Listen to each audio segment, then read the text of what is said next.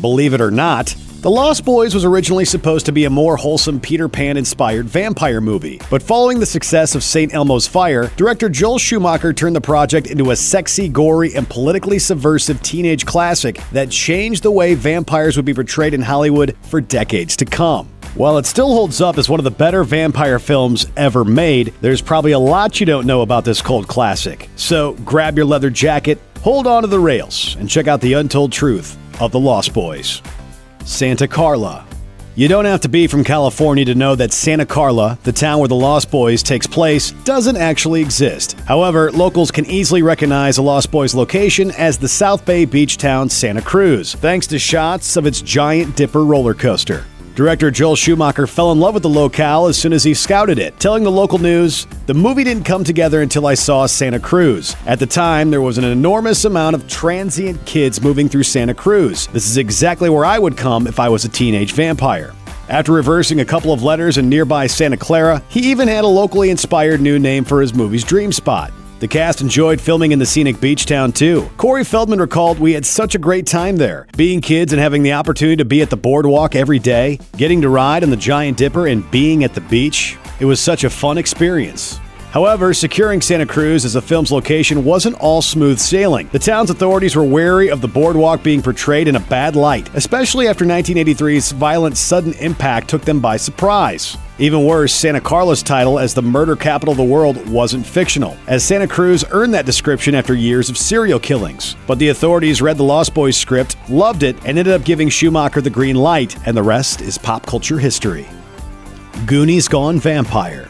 The Lost Boys was initially skewed towards a much younger audience. The film's original script, written by Jan Fisher and James Jeremias, was intended to be, as the title suggests, a reimagining of Peter Pan with vampires. However, as Schumacher told The Telegraph, he thought it read too much like The Goonies Go Vampire, especially with Goonies director Richard Donner originally at the helm and Corey Feldman joining the cast. When Donner departed the project to direct Lethal Weapon, Schumacher gained control and took The Lost Boys from very wholesome to very campy. He explained, "The Frog Brothers were Boy Scouts. I thought, why can't they all be teenagers? Why can't they be dressed incredibly? And why can't they have stripped-down motorcycles that look skeletal?" Schumacher posed these questions to Warner Brothers president Mark Canton, who ultimately gave him permission to give the script a teenage makeover. Alex Winter, who played Marco, praised the changes, saying, "I don't think I really connected with it until I got there and realized quite how deep Joel was going. He really got it cinematically and was taking it to this crazy place."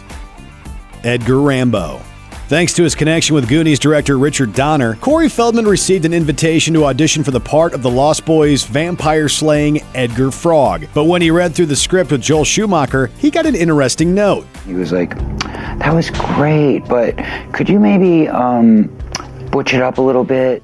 Feldman says he was instructed to hit the video store and rent the movies of Sylvester Stallone and Chuck Norris, telling him, "That is your character. I want you to meld all of these guys together and make something out of it." Feldman's portrayal of Edgar Frog certainly breathes some comedic life into the film, which is often pretty dark and serious. Of that, Feldman said, "I think the fun part about the character and the comic value of it is that he doesn't think it's funny, and he's not in on the joke. So he's one of those people that you just kind of have to laugh at because, they really take themselves very seriously, and they believe every word of what they're saying about themselves, or whatever it is they believe in." Challenging conventions.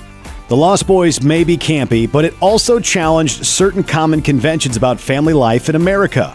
The Atlantic argues that the movie arrived at a time when many Americans were fearful of a perceived disintegration of the traditional nuclear family structure. The Lost Boys challenged these notions by focusing on two non-traditional families, the Emersons and the Vampire Crew. As the good guys, the Emersons survive and ultimately thrive, despite the mother being newly divorced, broke, and forced to move into her father's house with her two sons. When we meet Max, the one father-type character who could offer a traditional fix to the broken Emerson family, it turns out he's also a monster. Meanwhile, the film's other family is a bunch of dudes living, sleeping, partying, and killing together.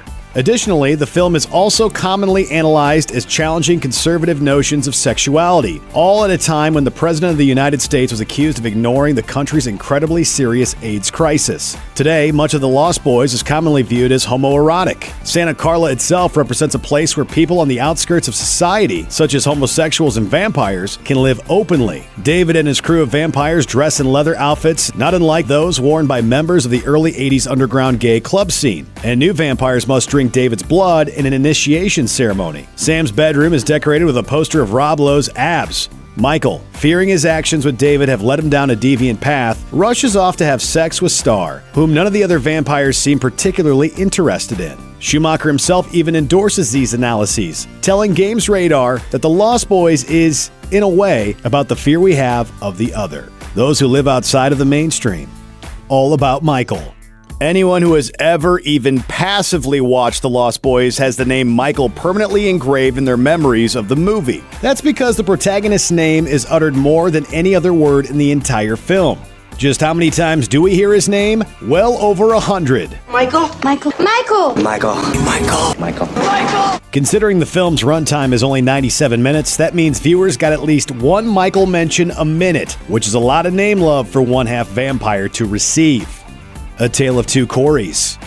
Child stars Corey Haim and Corey Feldman were a late 80s dynamic duo, appearing together in picks like License to Drive, Dream a Little Dream, and National Lampoon's Last Resort. But it was The Lost Boys that first paired the young actors who'd later be referred to as the Two Corys. We just clicked chemistry for ourselves, and people, I guess, getting wind of it. Like, wow, these two have something off camera, but on camera. Unfortunately, a series of ill-advised personal and professional decisions derailed both Corey's careers, and their brief peak as teenage heartthrobs belied a slew of direct-to-video releases.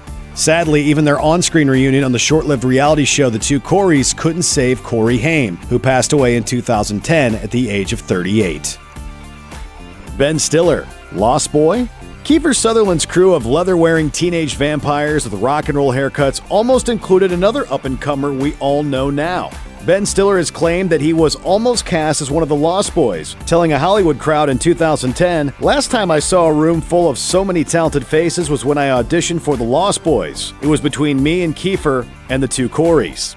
He might have been joking, but the actor would have been 21 at the time of the production, which makes him the right age for one of the roles. It's also fairly easy to imagine the dark-haired Stiller wearing leather and riding a motorcycle alongside Sutherland and crew. Considering all the models that did make it into the cast, it's also easy to picture Zoolander's patented blue steel pose stacking up against Brooke McCarter's tough guy smirk quite nicely.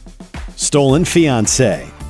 While filming The Lost Boys, Jason Patric and Kiefer Sutherland became close friends. 4 years later, however, Patrick was on an airplane to Ireland with Sutherland's ex-fiancée Julia Roberts, leading to some juicy tabloid drama. In 2016, Sutherland reflected on the headline-making breakup from years earlier. We were young, and we were both very much in love, and we had decided that we wanted to get married. She was arguably the most famous woman in the world. This wedding that was supposed to be something between the two of us became something so big. I think she had the courage.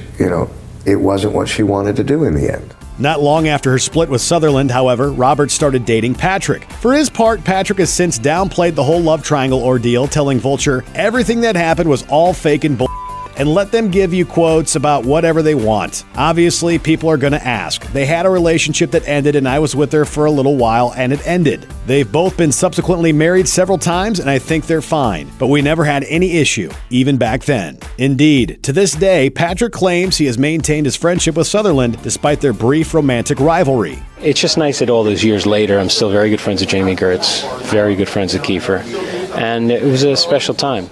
Buffy the Vampire Stealer.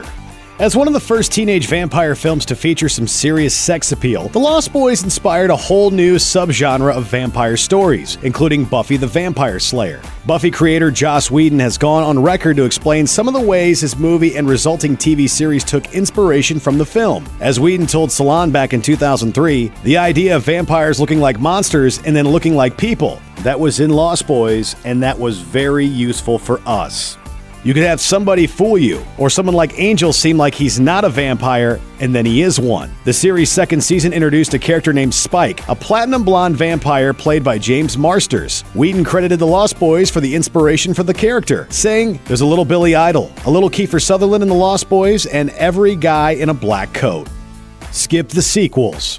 Although The Lost Boys lives on as a piece of cultural iconography, its sequels definitely failed to earn the same kind of hype. Why? Well, the first sequel took 20 years to happen, and even then, it was still a straight-to-DVD sort of deal. Titled Lost Boys: The Tribe. The movie did bring back Corey Feldman as the only original cast member who made it into the final cut, and while it features plenty of vampires and topless women, it has almost nothing to do with the original film, leading critics to unanimously label it as little more than a cheap cash grab. It did manage to make back its production costs upon release, however, so Warner Brothers gave the go-ahead to another titled Lost Boys: The Thirst, featuring the reunion of Feldman and Jameson Newlander as the Frog Brothers. However, it was slaughtered by critics and sold half as many DVDs as the first sequel. So consider this one a Lost Boy in its own right. Thanks for watching. Click the looper icon to subscribe to our YouTube channel. Plus, check out all this cool stuff we know you'll love too.